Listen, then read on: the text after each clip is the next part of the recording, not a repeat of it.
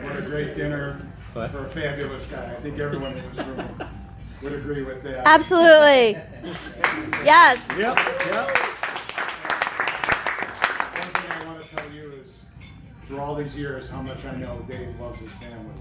You, Hollis, and Rachel, and Matt, and Ben, and Matt's fiance, right? Right? And Marcus, and Carter. You know, just a beautiful family. You know, congratulations on your family. I think, you know, as I look at this great guy, you're probably all wondering, wait a minute, State Loss is retirement. What's this old goat? You know, making a toast for a guy who looks like he should be working for 20 more years.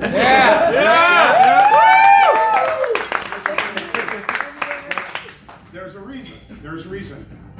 When I come home from work, pull the car into the garage, walk into the house, this is a sign that my wife gave me. A retired husband is a wife's full-time job. Nice.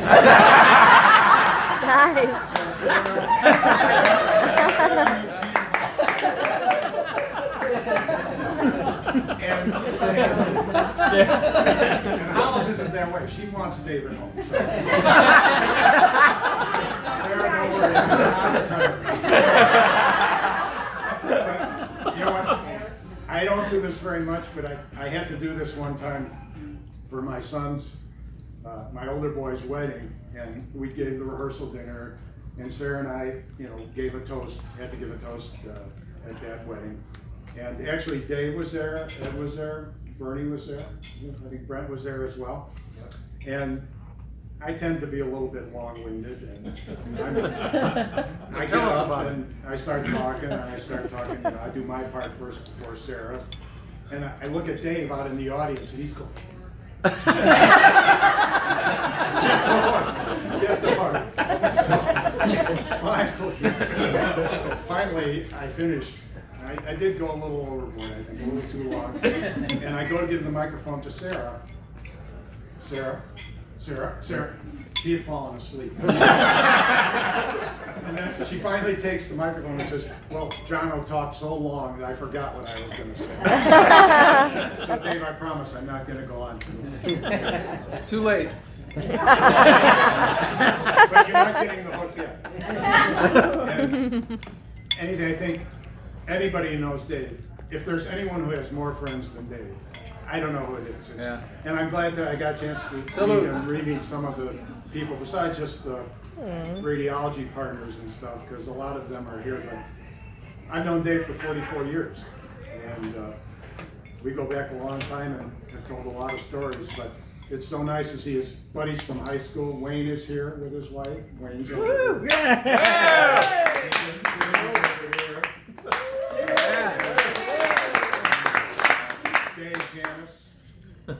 Out in Colorado and stuff like that. And then we've got buddies, you know, his buddies from residency, Vic Montegrano, good friend that he always sees. And then he's got a fishing buddy, Tommy, who he's always keeping in contact and doing stuff with. The neighborhood Stan is here. There you go. Yeah. There, right there. We got it. The hood. The hood, and his trainer Pete is here. And I think we all share something in common, just a love for Dave.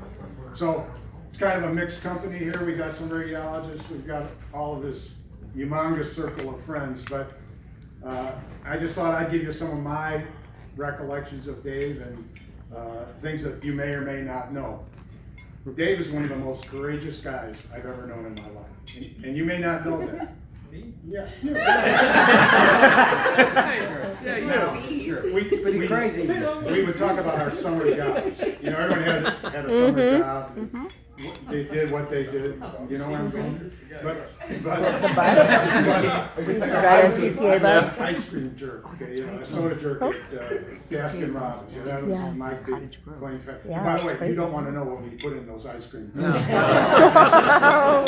But this guy took a job that I know for a fact Navy SEALs, Green Berets, David Klein. This guy drove a CTA. Yeah, that's it, baby. Yeah, CTA.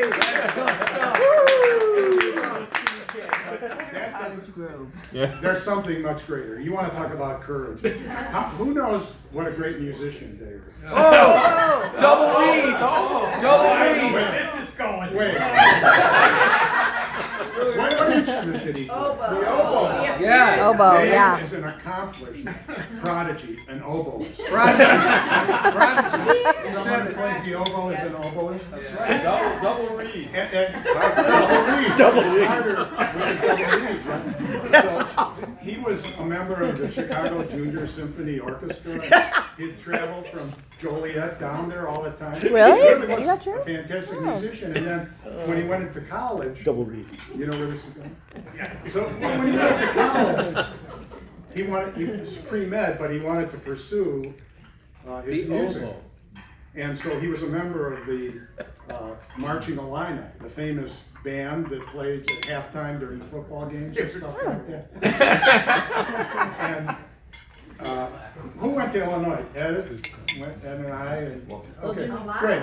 Well, you know, Illinois, big fraternity Fighting sorority Illini. place. There were 57 fraternities. I was in this nerdy fraternity, but Dave was a T. Dave was a T. He was the T. Tau Kappa Epsilon. And I'm sure none of you know this, but this was the fraternity with all of the jocks. And all these humongous, behemoth football players. These giant guys. And these guys weren't pleasant. These guys were mean guys. Now, so here's Dave in the Marching Illini band. You know, With his double reed. Starched outfit. In my mind, I can't, you know, talking about courage. In my mind, I just keep having this vision of Illinois just got pounded by Ohio State or Michigan, okay? It's late Saturday afternoon, early evening. The football players are all back at the house. They're all black and blue. They're bruised up. They're angry about the loss. They've had more than a few bruises. And in walks Dave with his marching alignment. And he's got this hat with this flowery plumes. And he's still alive. That is true. Yeah, there you go. Do you still have the plume? Thank God, no. What? There you go, man. So, and I'll try to get going here. I don't want to get the hook. But Dave's he's a Renaissance man. So he's courageous. The guy is an intellectual as well. Of the radiologists here, not the non-radiologists wouldn't know, but of the radiologists here, how many have read his seminal article on diaphragmatic enteropericardial herniation?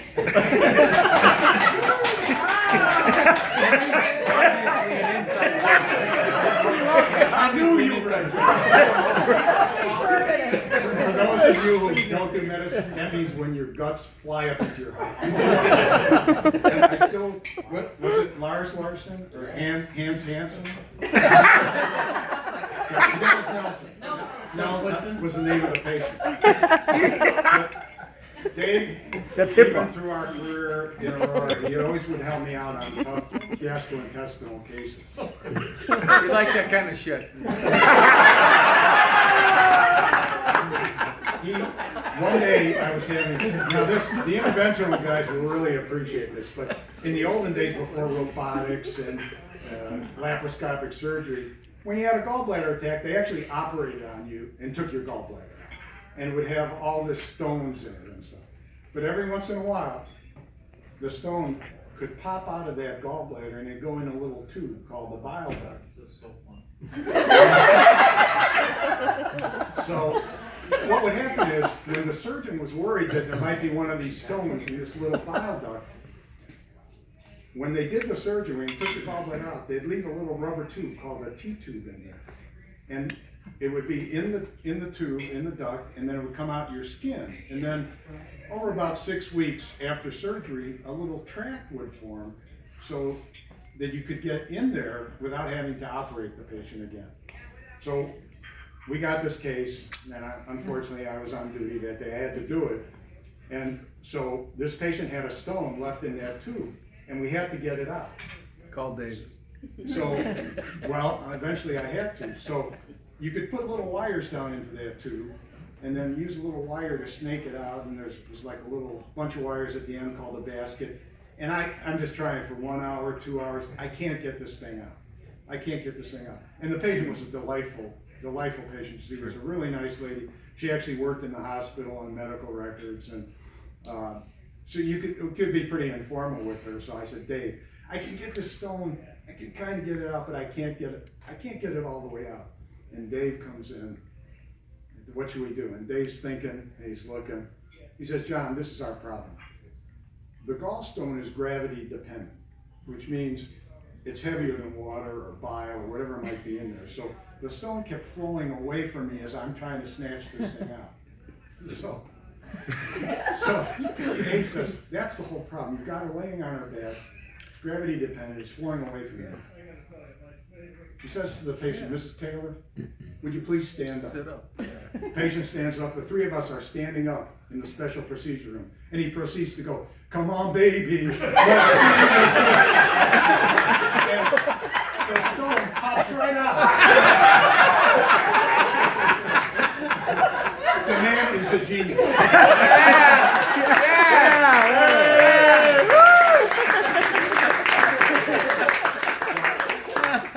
I'm sure a lot of you, Dave is known, again, the Renaissance man. He's done so many things. His gambling, his bowling. Who doesn't know about his fishing? And Dr. Wallach. one day, my neighbor, we used to live in Green Trails near Four Lakes Village. And they had all these little lakes around there, and my neighbors challenged me to a fishing contest, a fishing derby. So I know nothing about fishing, and I know I need Dave's help, and I want him to come with me. So the first thing I call him, Dave, my neighbors want to go fishing. I don't know what to do, and stuff like that. The next day, the guy walks in with a pile of journals this high, perfectly neat. The Inn Fisherman? Yeah. Is that the Inn Fisherman is the name of the journal. Each one beautifully highlighted in yellow. Every article on fishing. All you ever needed to know about fishing. And then he says, takes me aside, this is at the hospital, takes me aside and said, I'm going to tell you something. And if you tell anyone else, I'm going to have to kill you. And he pulls out this little container and he opens up, he says, this is the key to fishing. This is my favorite lure, the Bassarino. Do you still have the Bassarino? I do, yeah. And by the way, while we're talking about fishing, and if Dave is really a very, very good fisherman, and he is, buddy Tommy Conlon would always go fishing. And if you saw a roster of fishermen, if you're watching ESPN, you wouldn't see Dave Wallace and Tommy Conlon. It would be Walleye and Mr. Bass. Yeah, with their fishing pseudonyms. Yeah. And they were very good. And Dave tells, and I'm hoping sometime he can tell the greatest story ever about, was it in Florida when you came back through Alabama? Mississippi. Oh, yeah. Yeah. And stopping in Alabama for dinner. Jack's favorite, right? Yeah. Stopping in Alabama, the waitress goes on to describe to him and Tommy in detail her technique in stabbing her boyfriend. Only Dave can tell the story. And finally, and I'll be done soon, but I promise, Sarah, I promise. Is Sarah asleep yet? And if I've learned anything from Dave Wallace, it's beverages. No one knows more about beverages than Dave. And one of my favorites is one day we decided to go to the White Sox game. Oh. So Been there, done that. Dave pulls up. Now you all know Dave Yeah. as this suave guy who drives the Porsche Cayman, right? But in the olden days, Dave liked these rinky-dink small cars. The J2000 was a The but Suzuki. best What about one, the There was Suzuki? this car, and it looked like a Coca-Cola can, a red Coca-Cola can on its side with a little bubble on it. Yeah. It was a Suzuki X90. Yeah, that's right. And he referred to it as Suzuki junk. So he picks me up for the White Sox game, comes in, he's always been very goal-oriented. Comes in, says hello to Sarah, and says, my goal tonight at the White Sox game is a beer and inning. A beer and inning. So Sarah, of course, says, well, it's pregame warm-up, here's one. He brings it down, we get to the game, and sure enough, every inning. And those of you who know Dave, I mean, I don't know how much alcohol he drinks, you never know he's had a drop. Yeah. Nothing. Yeah. So, isn't that true? It's Yeah, unbelievable. yeah, absolutely. He's just perfectly sober. So,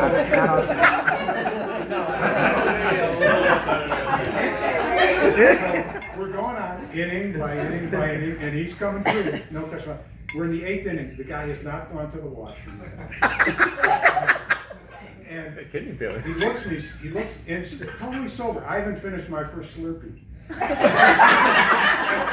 And he looks me right in the eye and says, I hope this game goes into extra innings. And it did.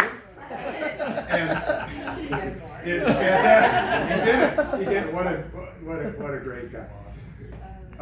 But that's not actually my favorite beverage story. There's another one. I promise you, I'm almost. There's only another hour. So we used to have these meetings, these corporate meetings, these sham meetings where we'd go and have a nice dinner and then say we were discussing business. So actually, here in Naperville, it's a place that's called Maison Sabika. It used to be Willoway Manor. Yeah. You know where I'm going? And we're having this corporate meeting, and obviously our waitress was a very poor judge of character because she comes up and says, gentlemen. But she says, gentlemen, what would you like to drink?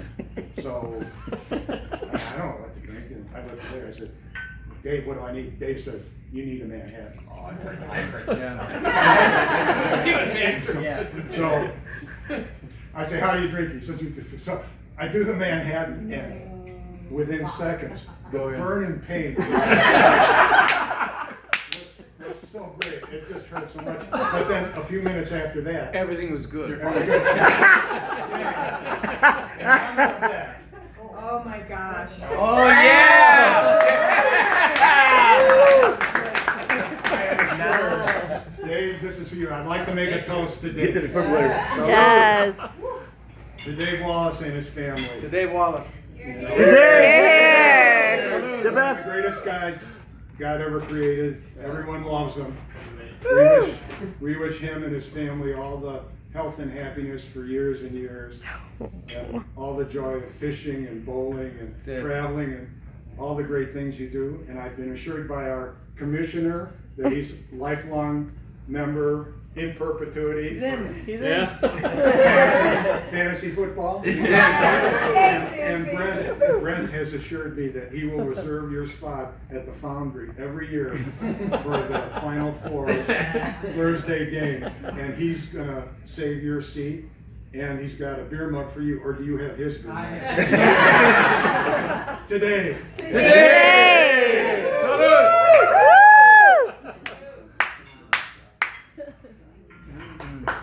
Yes!